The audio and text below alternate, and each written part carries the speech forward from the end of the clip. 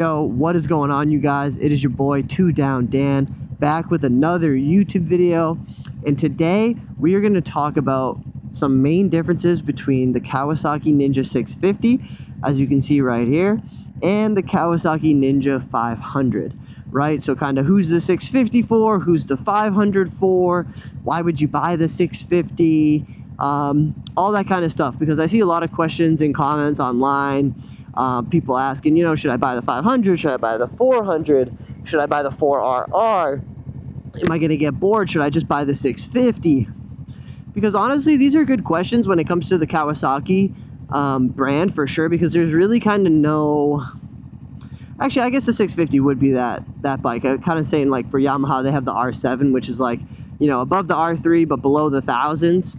And it's a good kind of bike where if you're like a bigger person, taller person, over like a $150, $160 type thing, like those are going to be some really good bikes for you. They're either like the R7 or the 650. But he's a little bit, I honestly, he's like the same size as me, but he said he has no problem riding on the 650. He's also been on that bike for just about the exact same amount of time that I've been on mine, about 5-6 months. So it's gonna be, this is my first time riding with him, so it's gonna be cool to see how he rides and stuff. Looks like we're gonna split right through the front, which is perfect. But just in general, what the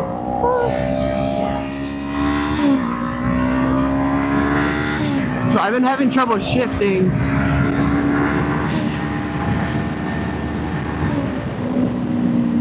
these new boots because my foot does not get underneath the shifter completely, and I haven't got fully used to it yet. Like my regular riding shoes that I'm normally in are a lot thinner than these Alpine-Star SuperTech R's, so it's been a little bit difficult to shift.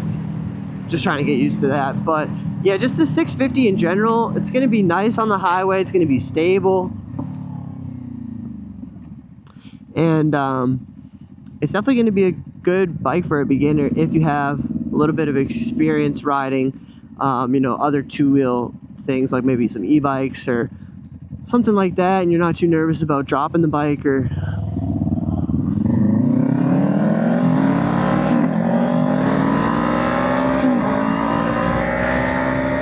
Honestly, I hate riding around in these boots because they're so not broken in yet. But once they are, we'll be chilling. But yeah, the Ninja 650 looks good. Looks just like a 500. You can barely tell the difference between the two. A lot of people ask me all the time if I'm on a 600 or a 650. But I do think the look of the 500, the 400, and the 650 are all a lot similar. And then when you have like the ZX6, something with more of an aggressive look, you can kind of tell who's riding what. Like me and Juan here are pretty comfortable when it comes to seating position wise. But if we were on 4RRs, we would be like a lot more leaned over, definitely more uncomfortable. So it's nice that we're just kind of both in chill, upright seating positions. We're gonna hit this little corner. He's downshifting, so am I.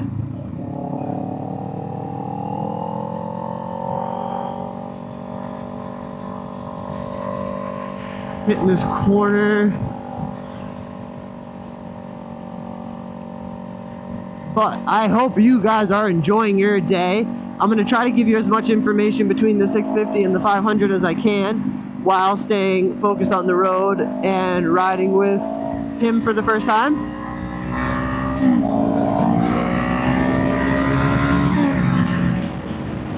But as you can see,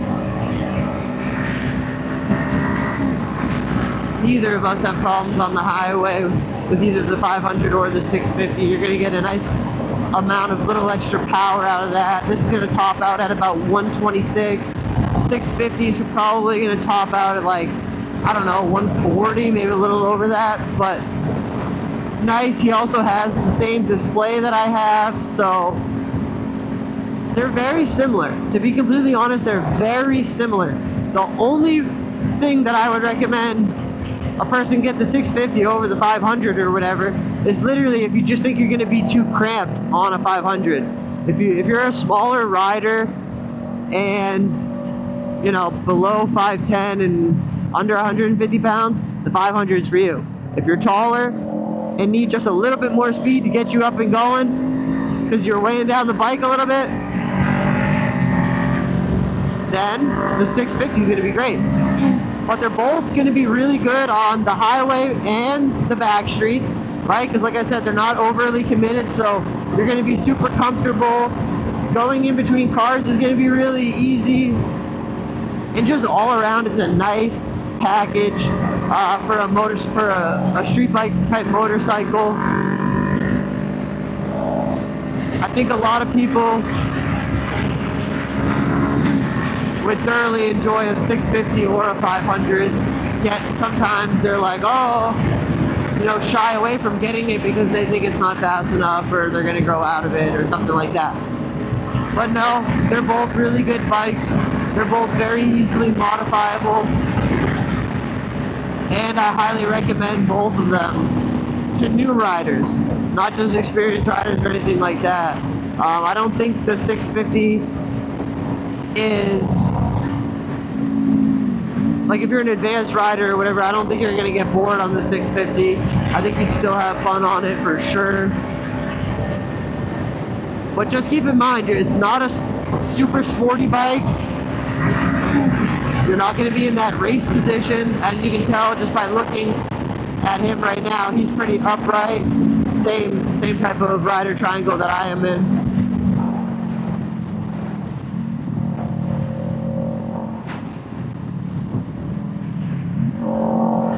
He was telling me to get over, so we're probably hitting this Escondido exit.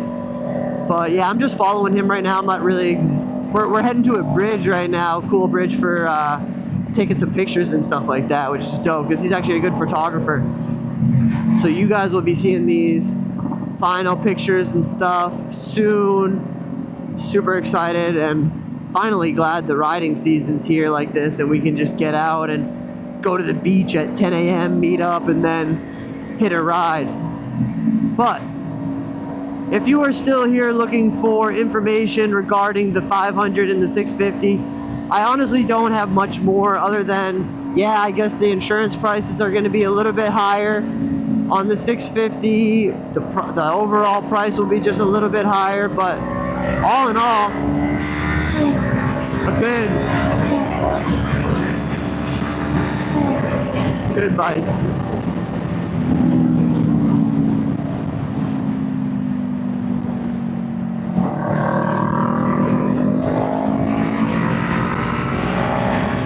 Had to cut over there because he wanted me over here, so it's always a little sketchy when you're riding with somebody else and they have the GPS, so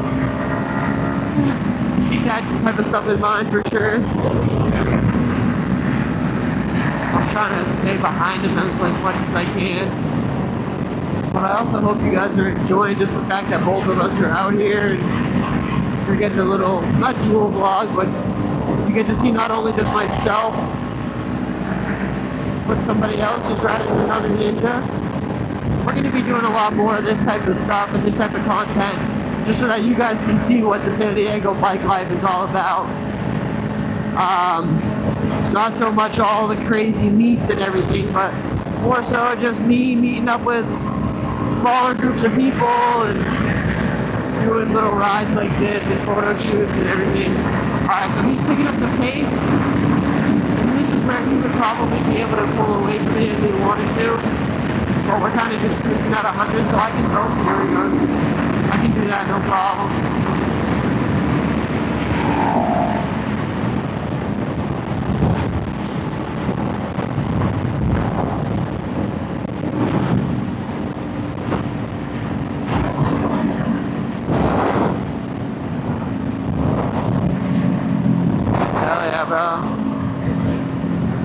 But thank you guys for watching. If you are still here, I'm going to keep the video running so that you can just watch me and him on the 500 and the 650. But to be honest, that's as much real insight as I can give as to who should be riding what when it comes to these two bikes, because he's still a beginner, I'm still a beginner, but you know, we're both enjoying these bikes. And if you don't have a bike yet, I hope you're on two wheels as soon as possible and you're having a ton of fun, or you're just enjoying watching for now, because that's what I did for like 2 to 3 years, was I watched moto content, but now being able to do it is such a blessing. But I'm not going to run this video too long. I wanted to keep it short and concise, talk about these two bikes, what's good about them, what's bad about them. I honestly don't really know what's bad about them. I don't think there's much things wrong or bad about the 500 or the 650. I think you're going to have a good experience no matter what you choose. But as always, stay safe and keep your wheels two down, you guys. Later.